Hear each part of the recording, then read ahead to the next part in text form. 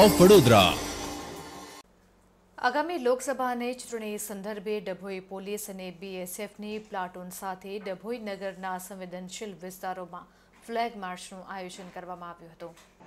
આગામી લોકસભા ચૂંટણીના પડઘમ શરૂ થઈ ચૂક્યા છે। સરકારી તંત્ર, રાજકીય પક્ષો તથા કાયદો અને સુરક્ષાની વ્યવસ્થા સંભાળતા પોલીસ તંત્ર દ્વારા પણ જડ બેસલાક વ્યવસ્થા યોજાઈ રહી છે।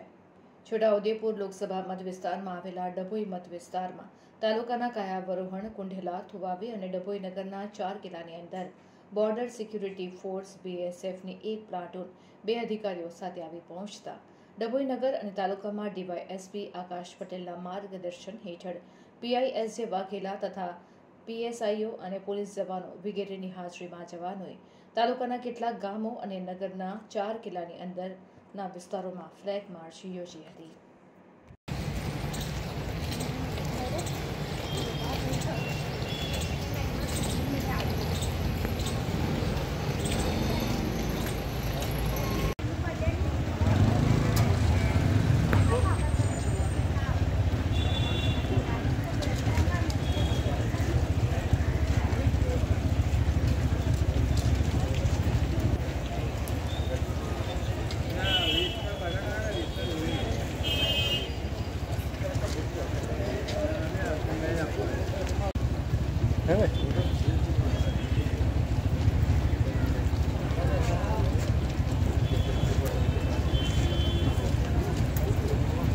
क्यों होंगे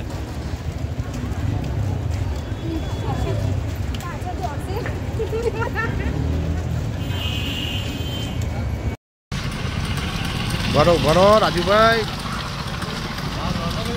जवा दो जवा दो जवा दो।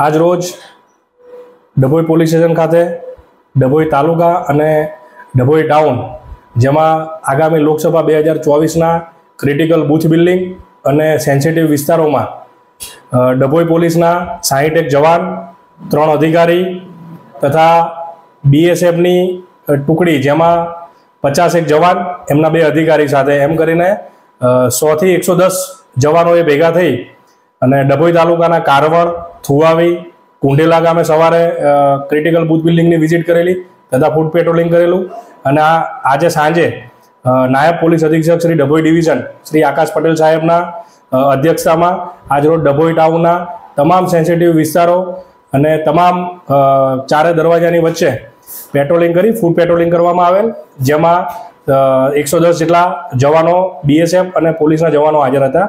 આ જે ફૂડ પેટ્રોલિંગ કરવામાં આવેલું તેનો મુખ્ય ઉદ્દેશ લોકસભાની 2024ની ચૂંટણી દરમિયાન કોઈ અનિચ્છનીય બનાવ ના બને અને તે સંદર્ભે સેન્સિટિવ તમામ જગ્યાઓ, સોસાયટીઓનું ફૂડ પેટ્રોલિંગ કરવામાં આવેલ છે।